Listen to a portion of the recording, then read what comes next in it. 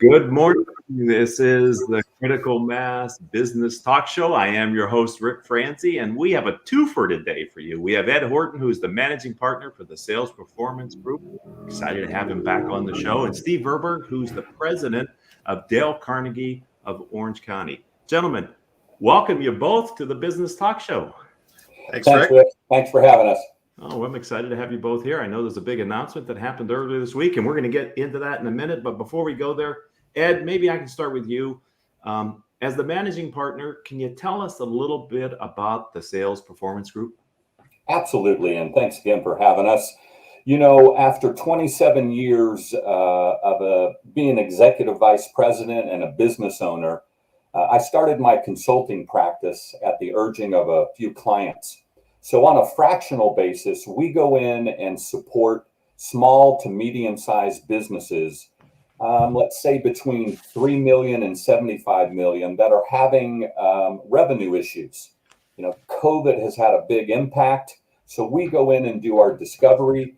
We implement infrastructure, strategy. We apply metrics, execution, leadership, accountability, and we help these business owners get back on track as it pertains to their revenue. And so that is the Sales Performance Group. Quite focused on growing the top line and putting processes and systems into place, it sounds like, Ed. Absolutely. Yeah. Okay. Well, many of those $3 to $75 million companies are avid followers of the Business Talk Show. So you're hopefully speaking to some of the people who are your clients or maybe could be your clients in the future. Absolutely. Let's turn our attention to the other guy that's here today, and that's Steve. Steve, you're president of Dale Carnegie of Orange County, a brand and a name I've recognized. It was Dale Carnegie was the first sales training course I took when I graduated from college and decided to make, my profession around selling and business development. So I know the name, but tell me about what all that Dale Carnegie of Orange County does for your clients. Sure. Yeah, Dale Carnegie's been around a little bit. We've been around for 109 years. We're more focused on the soft skill side. So when you talk about sales, communication, team building, leadership, presentation, it's more on the people side of the business, taking advantage of the How to Win Friends and Influence People book and all the principles within that book, the 30 principles. Those are still the foundation today of how we interact with others. And during, the quote unquote great resignation that's out there right now, and so many people are leaving their jobs, it's the people skills side of it that businesses in Orange County that are really struggling with. And that's where we're making a difference. I have to wonder, guys, this concept of soft skills feels like such a dated, no disrespect, Steve, a dated term in the sense that they are actually the foundational skills that leaders need to have. They're not arbitrary and nice to have. And from my experience working with CEOs and business owners and leading organizations, those soft skills, as I said before, are foundational to a healthy culture. Do you guys agree? Yeah. So the old command and control style of management is gone. People leave their jobs sooner than before. Before, people would stay with an organization for 20, 30, 40 years and retire with them.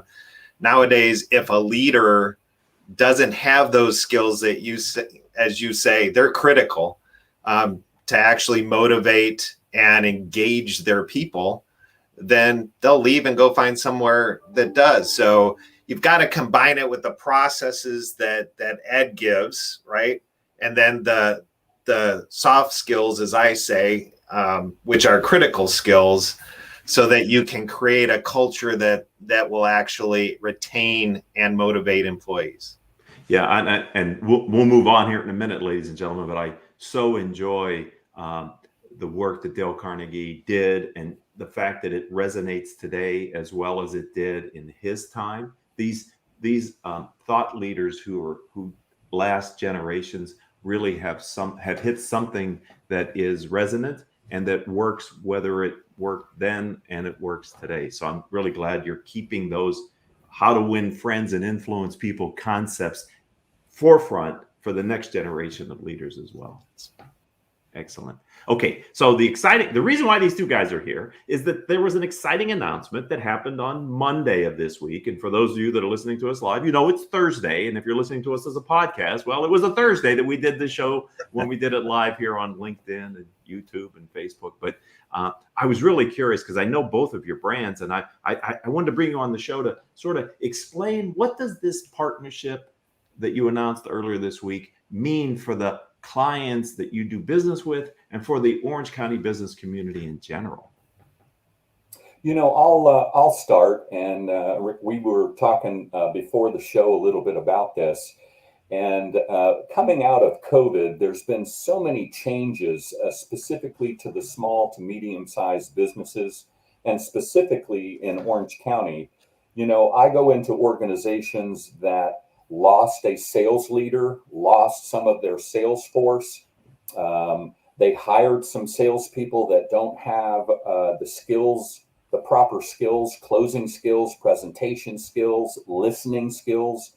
And so, again, as we talked about, I go in on a discovery basis and do the infrastructure and lay out the metrics. And so many times, when my company goes in to manage a sales organization, I've got people that I think that are keepers, but they need some training. And that's where this partnership came together. Mm-hmm. So we don't do sales rep, customer service, business development. We don't do that training. And that's where this partnership comes together. Consequently, Steve, and I'll let him speak to this, their sales force goes into organizations that are looking for fractional sales support, fractional VP of sales. And I'll let Steve speak to that. But the marriage or the partnership that's coming together now really, really fits. He has the skill set and the people to support what I need, and vice versa. Yeah, we've gone into a number of businesses where they want to get sales moving again. They want to get back to where they were pre-COVID and further. But to Ed's point, they lost a sales leader, or they need some kind of management infrastructure change in order to make that happen, because the way you manage a sales team today is not the same way you managed a sales team 2 years ago, pre-COVID. There's a lot of different nuances that need to be considered. There's structures that need to be in place. And that's where our team would recommend Ed's group and say, hey, it looks like you need some management help here, because we can train your employees, but if they're managed the same way they've been managed for the last year and a half, it's not going to do a lot of good. We need to have both sides come together so we can give you a more comprehensive solution. So I see how the two can dovetail very nicely for a holistic approach. Yep. In an aspect, looking at more than just one element of it. Whose idea was this? Who made the first phone call, or how did this thing start, guys? Steve and Jerry are the owners of Dale Carnegie of Orange County. Yeah. Jerry is the CEO, and she and I work together in a nonprofit for special needs kids here in Orange County. And I met Jerry about 3 or 4 years ago. And so over that period of time, we got to know one another, have had some strategy meetings and conversation. We brought Steve in and actually talked about it and put some ideas together. And after about 6 months, it made sense. We put the framework together for the partnership. And as you mentioned, Rick, we launched on Monday, Tuesday. So you're speaking of Jerry Sorkovnik, and she was a guest on Critical Mass a couple years ago. So she was on talking about the fine work that you guys are doing on an earlier version. So if you're loyal listeners and you want to look up that interview, you can find Jerry's interview with me from the past. So that's great. Interesting how the unintended consequence of doing good work for the community, Ed, in the nonprofits leads to a business opportunity. And I love when that happens. And that just speaks to how, from an entrepreneur's perspective, it isn't always just business. right? It's our whole life. I spent a large part of my career in the corporate world, and that took a lot of focus and energy. What I've realized since 2007, since I've been building these peer groups as an entrepreneur here in Orange County, is being an entrepreneur is a much more holistic experience than kind of working for a paycheck, isn't it, guys? Absolutely. Absolutely. So let's turn our attention to what's changed. And I want to start with you, Ed, about fractional sales leadership. From what you're seeing your clients needing of you, can you help our audience to understand what's different now in leading sales organizations? I think we're in a post-COVID or a soon-to-be post-COVID world, returning to maybe being more, in front of customers and doing things. But what's changed post-COVID? A great question, and I would answer it this way. There have been fractional CFOs for years, fractional chief marketing officers for years. And so this fractional VP of sales, fractional sales, however you want to present it, is now starting to really come into focus for a couple of reasons. Number one, I license technology from an organization called Sales Acceleration. So there's a national, soon to be worldwide organization of fractional salespeople all over the world. And so what we do and what has happened, why this is starting to accelerate. You have organizations, and again, our focus is small to medium businesses. You have organizations that had to let people go during COVID because the revenue stream wasn't there. You had people that lost their sales leaders because they went and found another job or something. So there's a lot of businesses, even though I have clients all over the United States, my focus is Orange County, and there's a lot of businesses hurting right now. And so they might not be able to afford a full-time vice president of sales.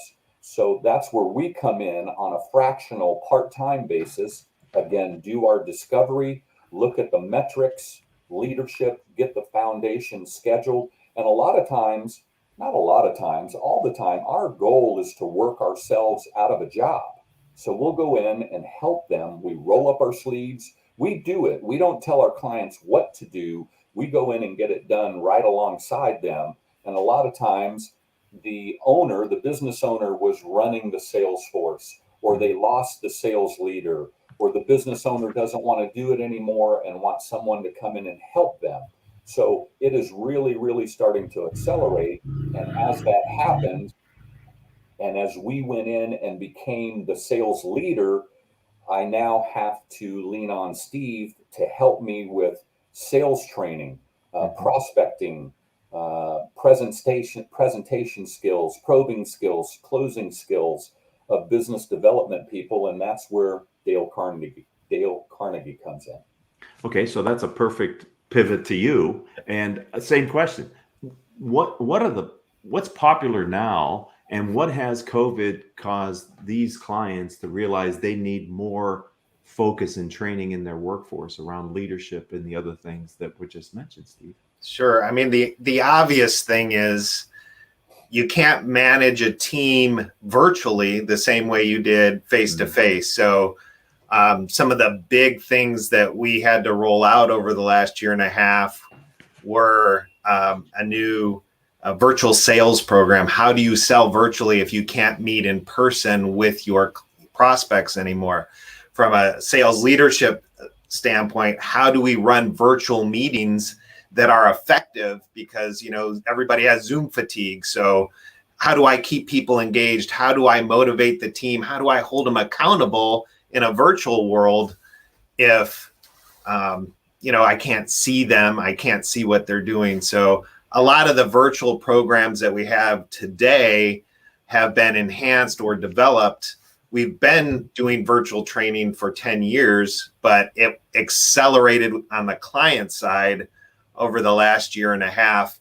People clients that we worked with for maybe 2 years that kept talking about doing virtual training, now all of a sudden we're forced to do virtual training. So that's where we're seeing the big change is people no longer can wait. They have to do things virtually.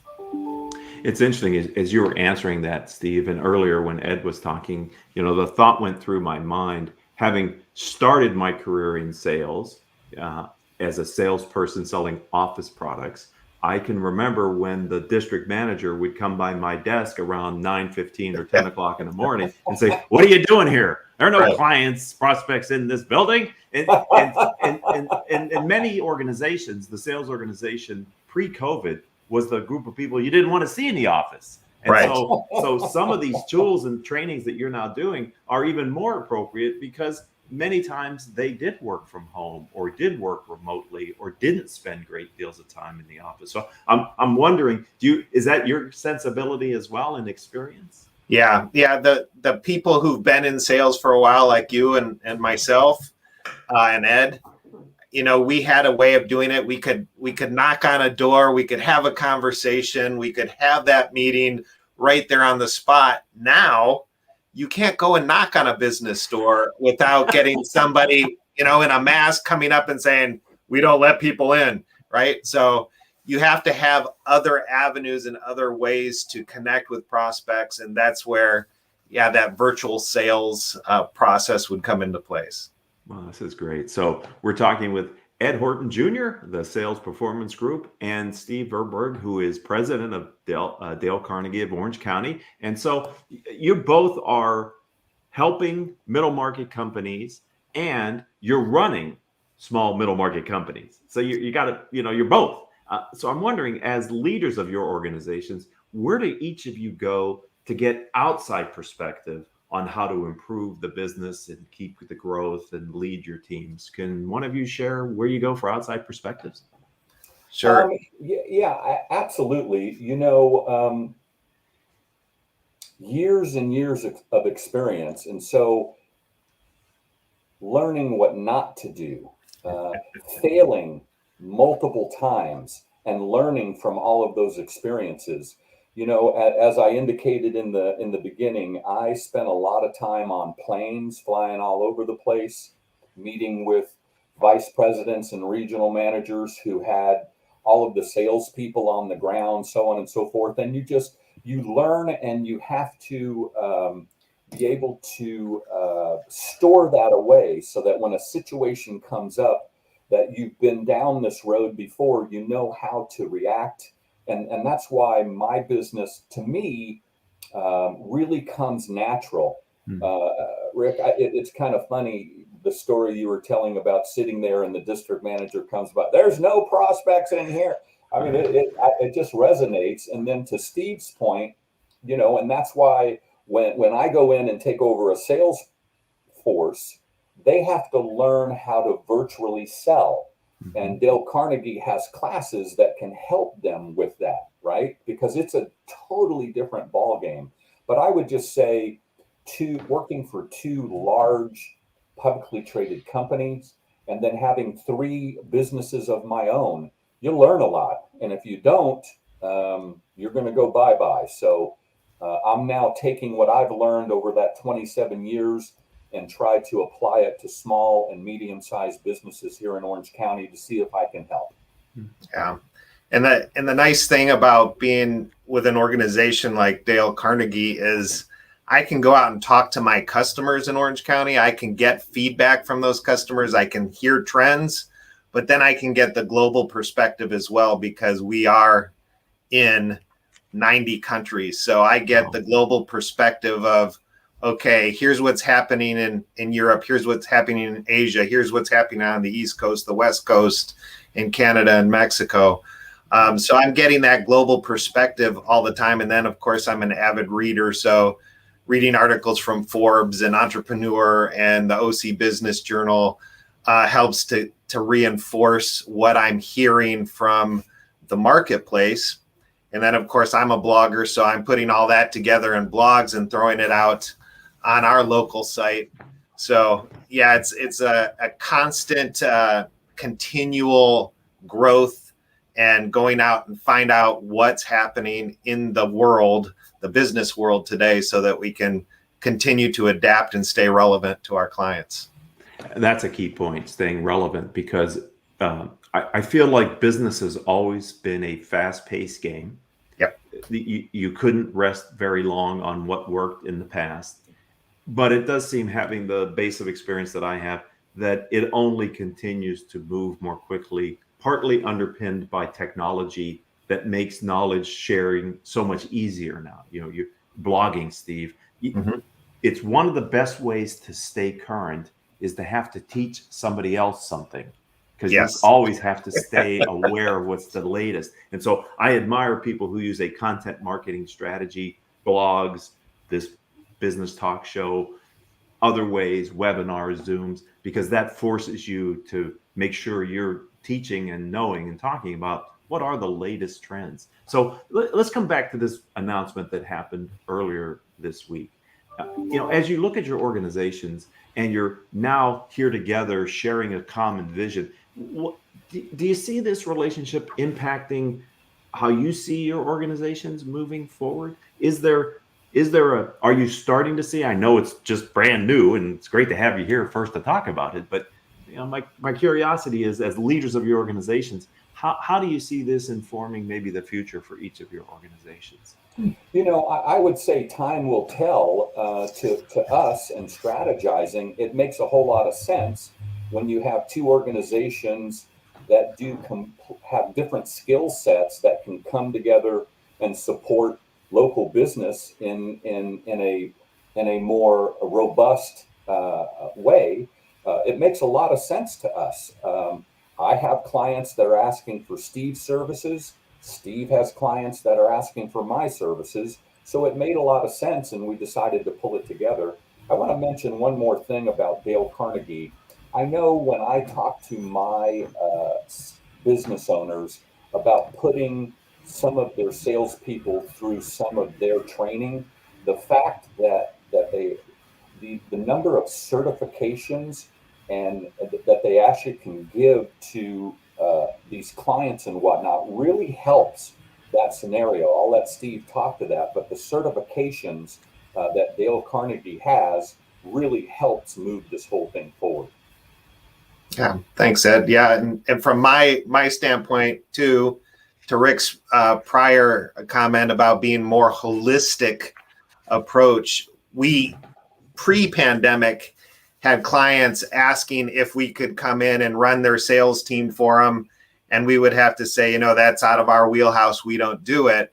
Now we have that resource in Ed, where we can, in Ed's group, we can bring in and we can say, we don't do that in-house, but we do have a partner that can take that on for you that we can recommend. So I see it as a better approach to servicing the customers. From Ed's standpoint, yes, we are ACE and asset certified, which means we can actually give college credits for our programs for people that want to use their tuition assistance policies within their organizations. We have industry certifications so they can get their continued education units, whether they're in architects or accountants or whatever industry they might be in. That's another benefit about being a global organization, is we have a team sitting in St. Louis that's what they do. They get our programs certified so that we can offer these types of benefits. That's huge. Thank you for touching on that point, because I think that's resonant with me and I think with others, because there's sort of this need to keep recertifying and keeping people current. It goes back to what we talked about, the challenge for you guys, being current in the latest technologies, the help and knowledge, etc. So if someone would like to understand the relationship better, maybe connect with you both directly, I'm going to start with you, Ed. How do they find out more about the Sales Performance Group and Ed Horton Jr. in particular? Yeah, I am very, very heavy on LinkedIn. You could always go to Ed Horton at Sales Acceleration with an X, acceleration.com. And that's my email address. But I'm on LinkedIn very, very often. And that's the best place to connect or email. Great. Steve, what about you? Yeah, so on LinkedIn, where I post my blogs is Dale Carnegie of Orange County. So if they want to connect with us from a business perspective on Dale Carnegie of Orange County, they'll see those blogs. And we also offer a monthly free webinar for continued education. If they want to connect with me personally, then it would just be Steve VerBurg on LinkedIn. And I would say that most people that I connect with are in the Orange County area, but I do have quite a few people outside that area. We're big fans here at the Business Talk Show of LinkedIn. That's part of the reason why we're using LinkedIn Live to stream our live cast. We're also up on YouTube and Facebook, but our primary platform is LinkedIn. If I were to give any advice to any business owner or executive listening to the show, if you're going to use social media, foundationally, LinkedIn, if you're selling B2B, is the platform to start with. You can use others, but you don't want to neglect LinkedIn if you can help it. You know, gentlemen, this has been a kick in the pants. I've enjoyed it. I know both of your organizations and was kind of honored to be one of the first people that you wanted to bring this message of your partnership to get it out to the community. So that was nice. And so I thank you for giving the time to prepare for the interview and the time you've given of our audience today. It's really has been enjoyable for me. Thanks, Rick. Thank you so much for having us. Yeah, and this you're welcome. This edition of the Business Talk Show is proudly supported by Gottlieb, Rackman, Reisman, PC. We call them GRR. You know, and they provide legal advice and guidance on all aspects of patent, trademark, copyright, and unfair competition law. If you'd like to learn more about this fantastic organization, check them out at grr.com. And so, audience, would love to thank you for staying with us here on the live session. Maybe you've listened to us as a podcast, and that's great. We do shows regularly here. And until the next time we have a chance to talk, I hope that all of your business decisions will move your companies in a positive direction.